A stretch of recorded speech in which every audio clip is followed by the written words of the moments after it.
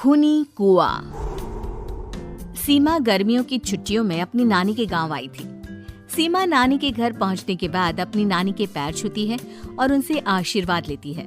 तभी उसकी नानी उससे कहती है, इतनी बड़ी हो गई मेरी सीमा, चल जल्दी से हाथ मुंह धो ले, मैं तेरे लिए खाना लगा देती हूँ। भूख लगी होगी ना?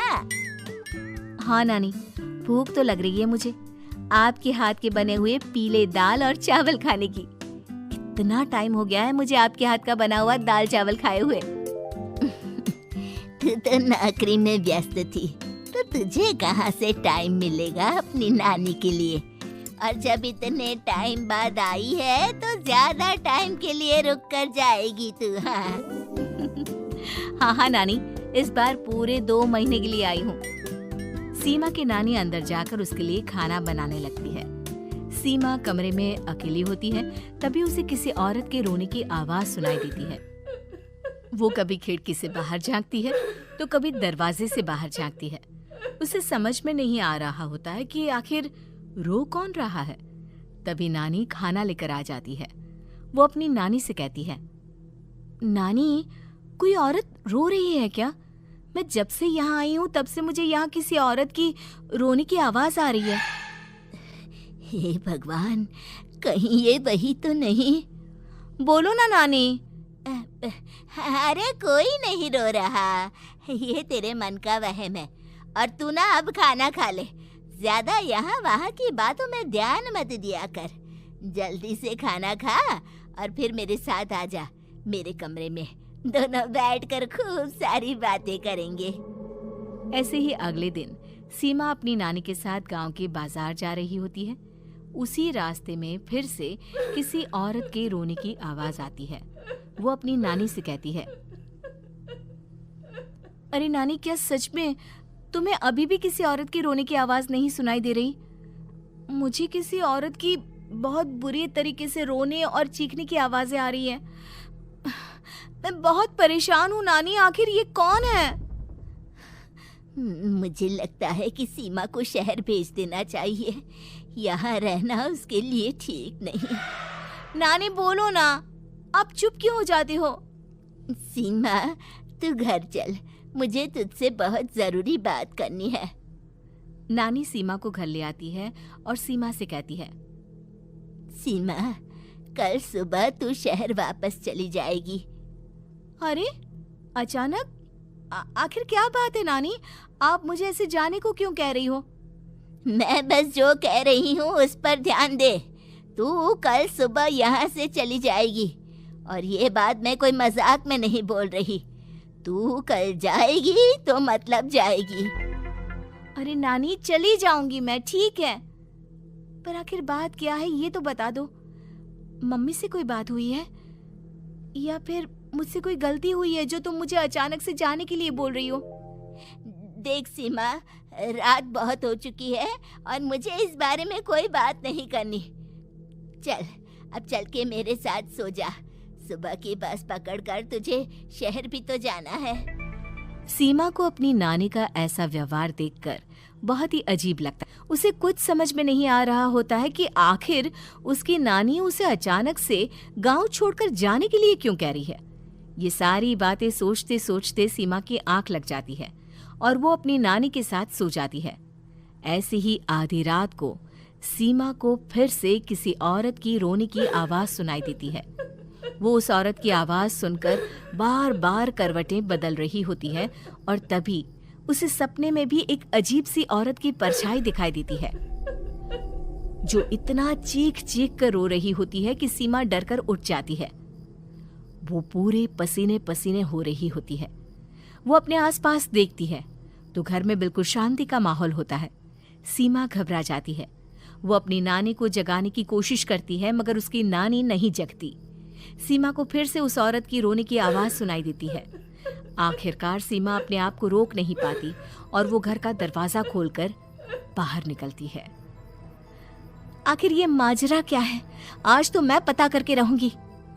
अब आवाज का पीछा करते हुए सीमा आधी रात को गांव के चौपाल के पास बने कुएं के पास पहुंच जाती है, जहां कुएं की चारों ओर बेड़ियां लगी होती हैं उन बेड़ियों में लगे हुए ताले के साथ एक लाल रंग का कपड़ा और माता रानी का कलावा बंधा होता है।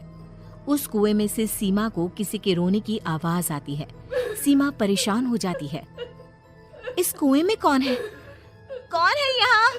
सुनो, कौन है? कौन रो रहा है? वो चिल्ला चिल्ला कर पूछती है और साथ ही लोगों को जगाने की कोशिश करती है, मगर किसी को भी उसकी आवाज सुनाई नहीं देती। अब सीमा खुद उस कुएं के पास की बेड़ियों और तालों को खोलने की कोशिश करती है और किसी तरह कुछ देर की मशक्कत के बाद सीमा उसको खोल भी देती है। और जैसे ही वो कुआं खोलकर उसके अंदर झांकती है, सीमा उस कुएं में गिर जाती है। इतने में उसकी नानी की नींद भी खुल जाती है और सीमा को पास ना देखकर नानी परेशान हो जाती है। नानी घबराकर पूरे घर में उसे ढूंढने की कोशिश करती है, जिसके बाद उसकी नानी और सभी लोग उस खूनी कुएं के पास जाते हैं और सीमा की नानी कुएं के पास खड़ी होती है। सभी गांव वालों और सीमा की नानी को सीमा के चिल्लाने की आवाज आती है। बचाओ, कोई मुझे बचाओ। मेरी बच्ची, हम आ गए, हम तुझे बचा लेंगे। नानी, मुझे यहाँ बहुत डर लग रहा है। यहाँ इंसान की कटी हुई मुंडिया, हाथ, पैर और कंकाल है और खून भी है। नानी, मुझे डर लग रहा है। आप सब मेरी मदद कीजिए, नहीं तो ये खूनी कुआं मेरी बच्ची को भी खा जाएगा। अरे मुझे तो ये समझ में नहीं आ रहा कि आखिर इस खूनी कुएं को खोला किसने।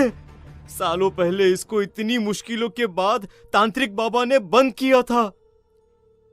अरे पूरा गांव खूनी कुएं के बारे में अच्छे से जानता है, तो कोई भी जानबूझकर तो ऐसा करेगा नहीं। मतलब किसी ने अनजाने में इसे खोल दिया है भैया। सीमा को इस बारे में मालूम नहीं था और जब से वो यहाँ आई थी तभी से उसे किसी औरत के रोने की आवाजें भी सुनाई दे रही थी। कहीं सीमा ने ही तो उसे नहीं खोला। अगर ऐसा है तो फिर सीमा का बचना बहुत मुश्किल है। वहीं कुएं के अंदर सीमा रोते हुए बैठी होती है कि उसे आवाज सुनाई देती है जो कुएं के बाहर खड़े गांव वालों में से किसी को सुनाई नहीं देता। आज सालों के बाद मुझे ताजा खून मिलेगा। तेरा खून पीकर आज मैं अपनी प्यास बुझाऊंगा।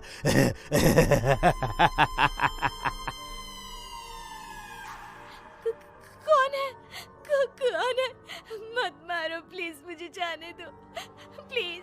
मैंने किसी का क्या बिगाड़ा है? वो तुझे मरने के बाद पता चल ही जाएगा।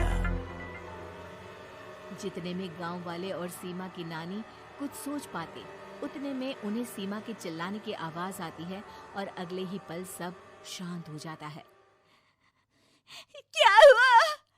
सीमा, मेरी बेटी। माफ करना बहन, लेकिन अब सीमा वापस नहीं आएगी। हमें एक बार फिर से कुएं को बंद करना होगा। गांव वाले तभी तांत्रिक को बुलाकर लाते हैं। एक बार फिर अपनी शक्ति से तांत्रिक बाबा उस कुएं को हमेशा हमेशा के लिए बंद कर देते हैं और वहां एक बोर्ड लगा दिया जाता है कि यहाँ आना मना है।